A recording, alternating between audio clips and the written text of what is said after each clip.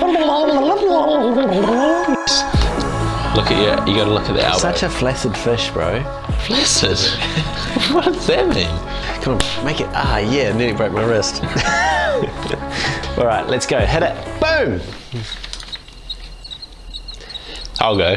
What's up? Hey, what's up everyone? What's up everyone? My name is Joshua Kirk, this is Tim Williams. Together we run a company called Lumiere, and this is our Lumiere log number 22. The Lumiere log is a diary entry into the growth and life of this company called Lumiere.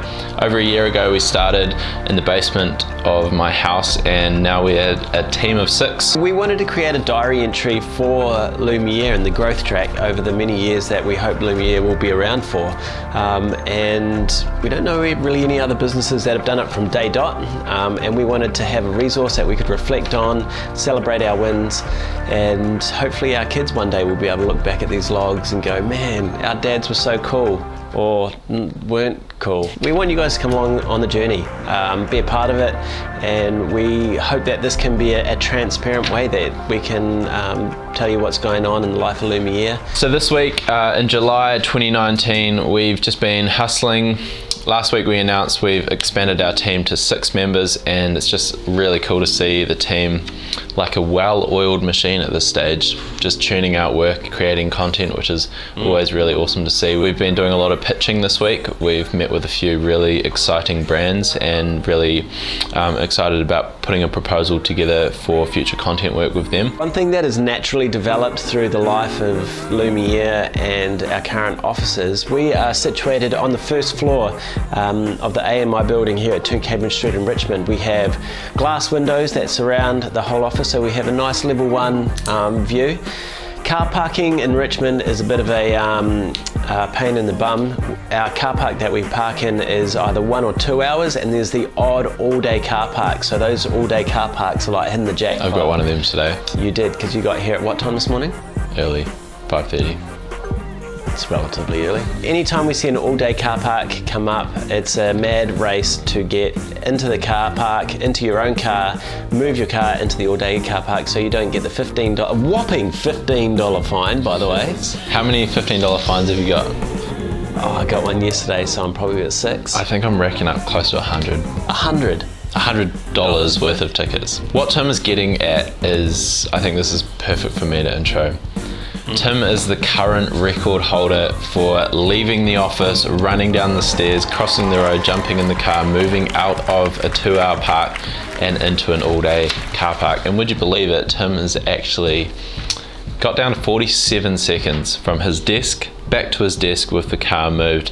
That's pretty awesome, man. And for the first time ever on the log, we have some footage to show you of this wonderful event taking place.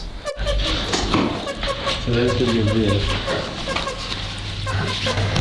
How you feeling? Oh, bro, I'm nervous. I'm nervous.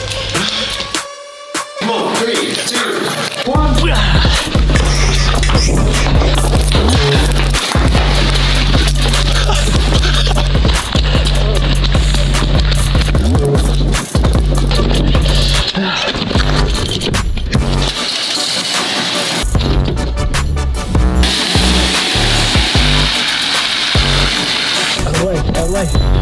Come on.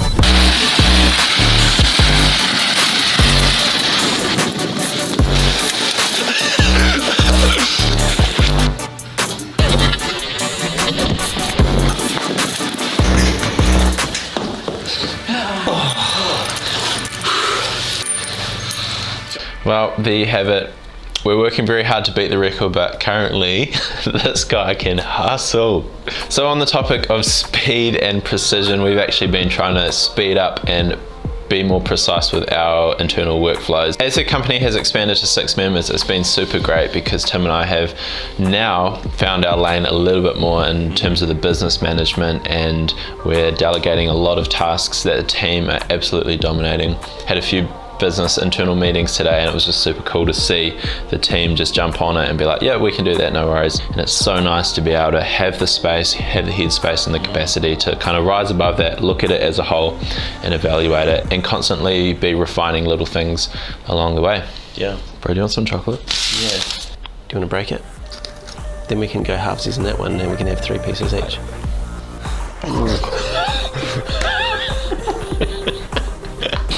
That felt so bad. I was more put off by the way that you came closer towards me with your... Look good.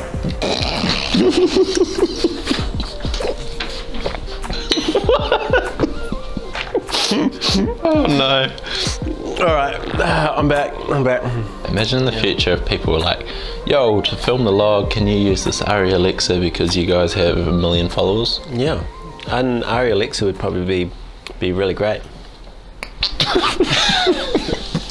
So jumping back to day one of Lumiere, when we first started the company, Tim and I talked a lot about the education and tutorial space, which we were hoping to get into a lot sooner, but it's sort of taken a year to really develop this internal style. If you're a creative in the industry, if you're a photographer, a videographer, maybe an editor, even a graphic designer, someone who's interested in social media, Tim and I and the team are working on a whole bunch of tutorials to come at you. So we'd love to hear your thoughts on what you think of these, and as we release them, please comment, please like, please share them, because we really want to develop that space ultimately because we want to see people grow in their talents, grow in their lanes, and it's going to be a great resource internally for when people come and work for us.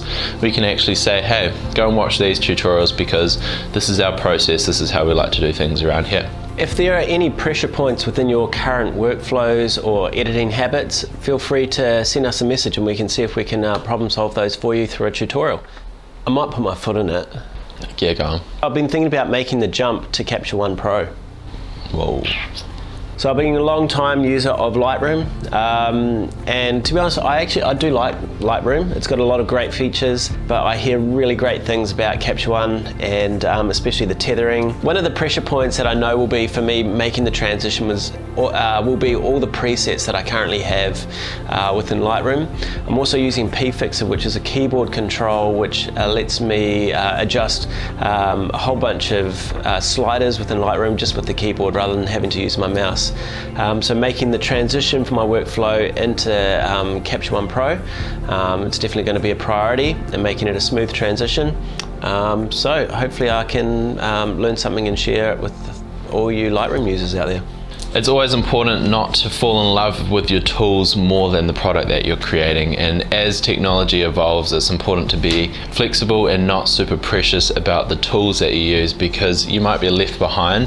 So it's something that we really want to do a lot of market research around in terms of finding the latest and the greatest tool and trying to implement the relevant changes within our workflow so that we can continue to deliver quality content for you and for our clients. So that's Lumiere log number 22. We thank you for tuning in. If this is the first time you've ever tuned in, hopefully you find this insightful when you want to come along for the journey. Feel free to jump back and see what we've talked about in the past. But I am Tim Williams, this is Joshua Kirk. Thanks for coming along for the ride. Stay tuned.